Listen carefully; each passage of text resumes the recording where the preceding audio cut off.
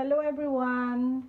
Good evening! For today's video ay magluluto kami ng dinner namin na pakbet na siling haba. Ito pala guys, binili namin sa may Bangli doon sa Cuatro Caminos. Konti lang yung lulutuin namin kasi konti lang yung nabili namin. Ang mahal kasi ng kilo guys. Almost 7 euros na ang isang kilo niyan. Ito pala yung mga ingredients guys sa pagluluto ng siling haba na pakbet. Ito syempre, ang main natin na ingredients ay yung sili. Tapos, ito yung kamatis, 2 piraso yung hiniwa ko guys. Isang buong sibuyas. Syempre, luya, pampabango yan guys, pampasarap. At bawang. Andito rin yung tubig, konti lang ilagay natin guys. Tapos, lagyan din natin ng konting suka, dato puti yung gamit namin, bagoong, at syempre hindi mawawala ang yung pampasarap natin na magic sarap. Ayan guys. Tara guys, umpisan natin magluto. Samahan nyo kami.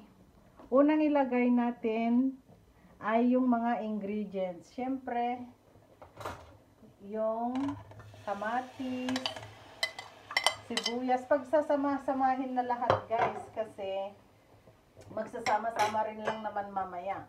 At isunod na ilagay yung sili. Mas maraming kamatis, mas masarap guys. Tapos yung bagoong. Ang bango ng bagoong guys. Tapos konting tubig. Huwag damihan ng tubig kasi magtutubig din yung mga kamatis natin guys. At saka yung suka mamaya na yan pag kumulo. Kasi mas madali maluto pag At syempre, huwag kalimutan yung pampasarap, magic sarap, para lahat ng luto ay masarap. Charis. Ganyan guys. Oh.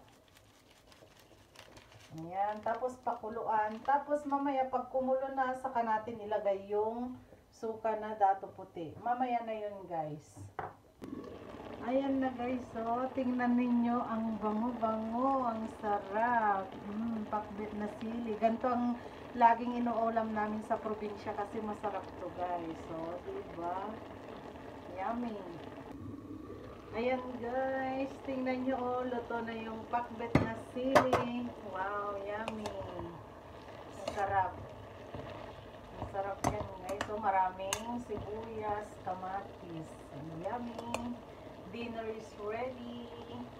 Thanks for watching guys. Bye!